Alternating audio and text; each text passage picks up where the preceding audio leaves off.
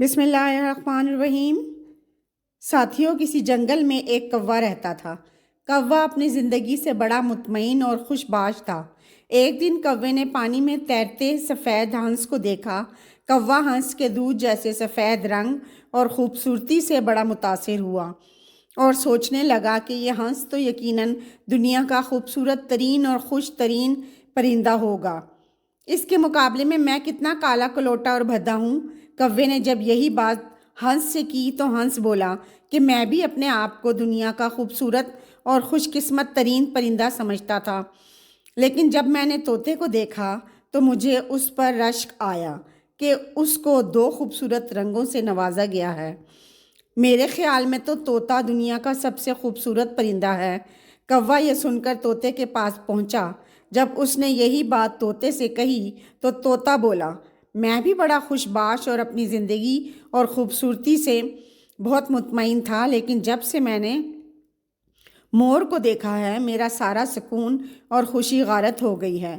مور کو تو قدرت نے بے شمار پنکھوں اور خوبصورت رنگوں سے نوازا ہے۔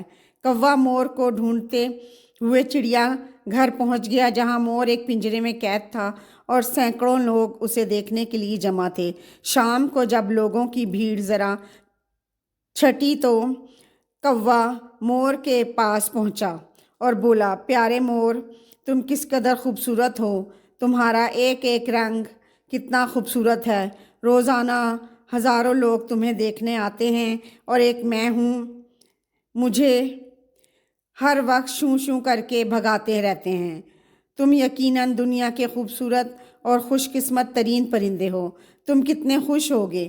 مور بولا، ہاں، میں بھی خود کو دنیا کا سب سے حسین پرندہ سمجھتا تھا، لیکن ایک دن اسی خوبصورتی کی وجہ سے مجھے پکڑ کر اس پنجرے میں قید کر لیا گیا۔ جب میں اس چڑیا گھر کا جائزہ لیتا ہوں تو احساس ہوتا ہے کہ واحد کوا ہی ایسا پرندہ ہے جسے آج تک پنجرے میں نہیں رکھا گیا۔ اب پچھلے کچھ دنوں سے میں سوچتا ہوں کہ کاش میں ایک کوا ہوتا اور آزادی سے جنگلوں میں اڑتا گھومتا پھرتا۔ بالکل یہی مسئلہ ہمارا بھی ہے۔ ہم ہر وقت غیر ضروری طور پر دوسروں کے ساتھ اپنا موازنہ کرتے رہتے ہیں۔ اللہ پاک نے ہمیں جن نعمتوں اور صلاحیتوں سے نوازا ہے ان کی قدر نہیں کرتے اور ہر وقت شکایتیں کرتے رہتے ہیں۔